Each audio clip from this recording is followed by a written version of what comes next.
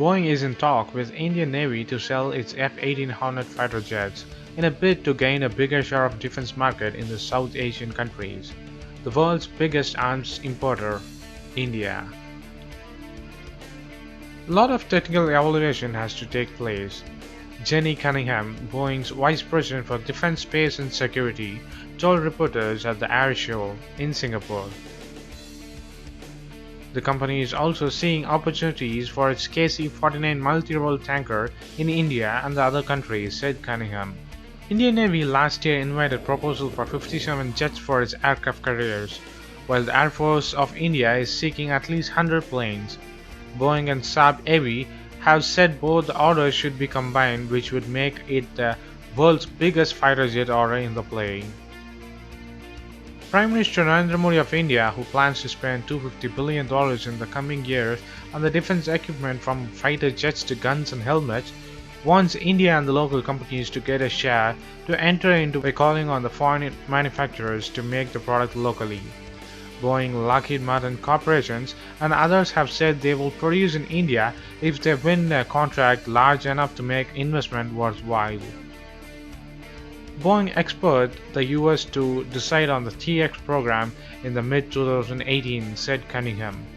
Boeing and Lockheed Martin are vying for a $16 billion opportunity to build the US Air Force new training jets, with foreign sales set to provide an additional boost, while rising of F-35 production and aging fleet of trainer aircraft drive plans to build 350 of TX jets in America.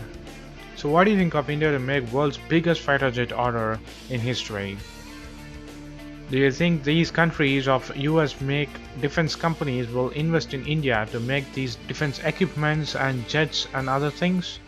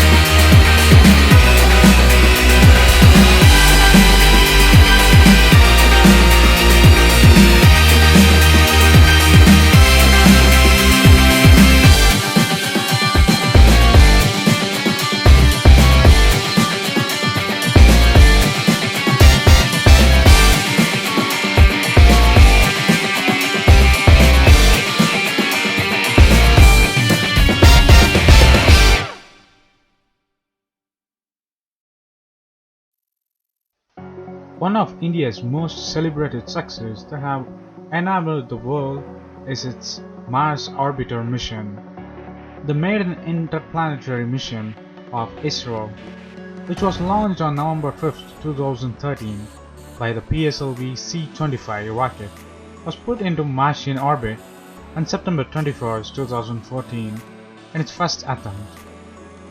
The Mangalyaan, or the MOM, has completed about 1,100 days in orbit. India's $74 million, called the Mangalyaan, was roughly a tenth of National Aeronautics and Space Administration, called NASA's Mars Mission Maven. This spacecraft was designed to last for only 6 months or the 180 days in the Martian orbit, but had surpassed all the expectations. It has completed 4 years in space. India's Mars mission was launched on November 5, 2013 from Sriharikota in Andhra Pradesh. On December 1, 2013, it escaped the Earth's gravitational field to its 10th month along or the long space odyssey. After completing its 300-day journey, the spacecraft successfully entered the Martian orbit on September 2014 21st, making India the first country in the world to have successfully reached Mars in its first attempt.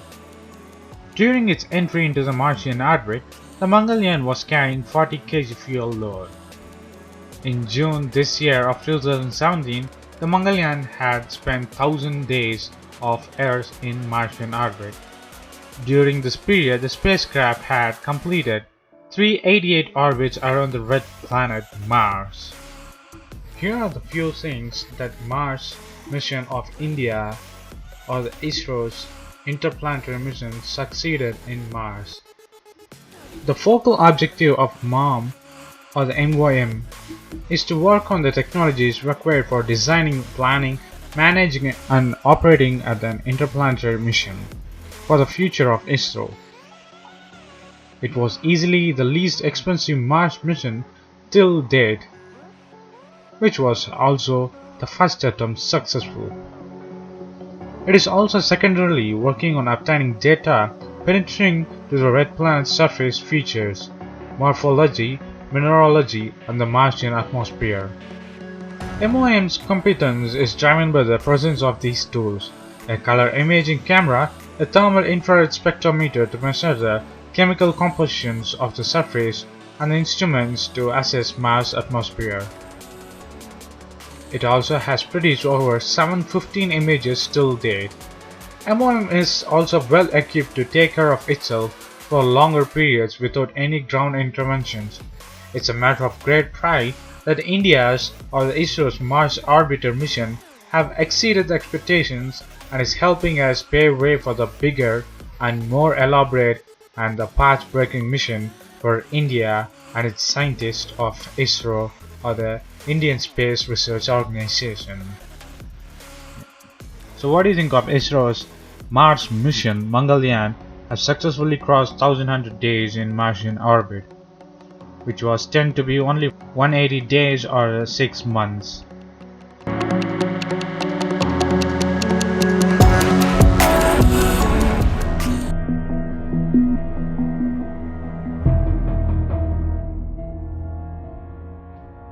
NASA's newest Mars spacecraft, Maven, is currently on a mission to determine how Mars lost its early atmosphere, and with it, its water. The questions that Maven is trying to answer deal with the history of the Martian climate. From the previous missions, we have a lot of evidence that that climate has changed over time, that early Mars was warmer, wetter than present-day Mars. What we're trying to answer with Maven is, where did all that water go? Where did the carbon dioxide from an early thick atmosphere go? And we're doing this by studying the top of the atmosphere.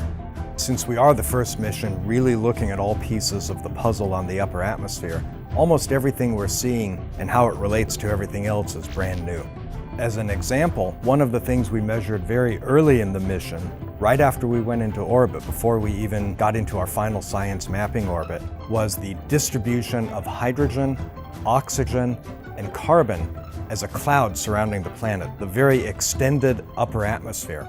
In this ultraviolet image, carbon and oxygen cling tightly to Mars, while hydrogen, the lightest element, extends well above the planet.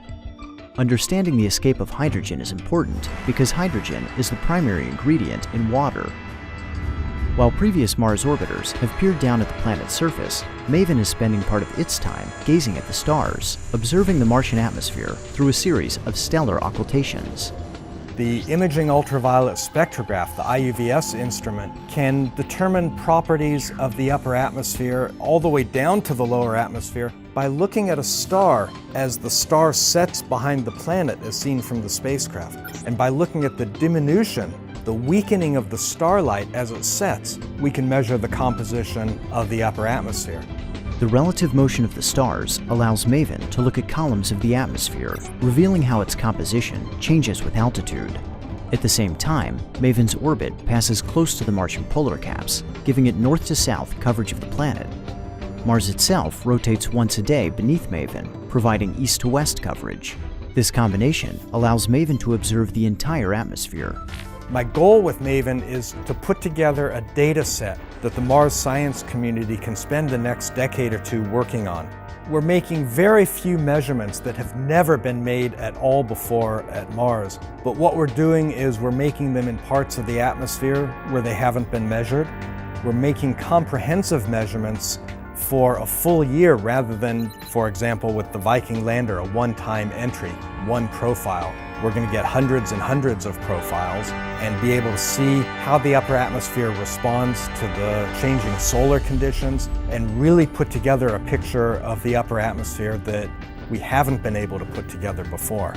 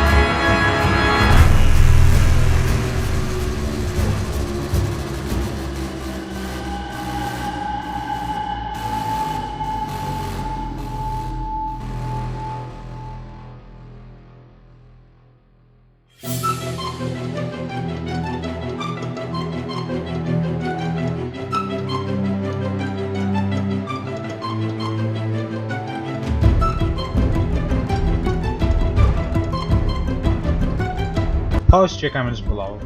And if you like this video, please give a thumbs up. And follow us on social networks. And subscribe to our channel. And thanks for watching. This is WC Daily. Think big, think different. Bye.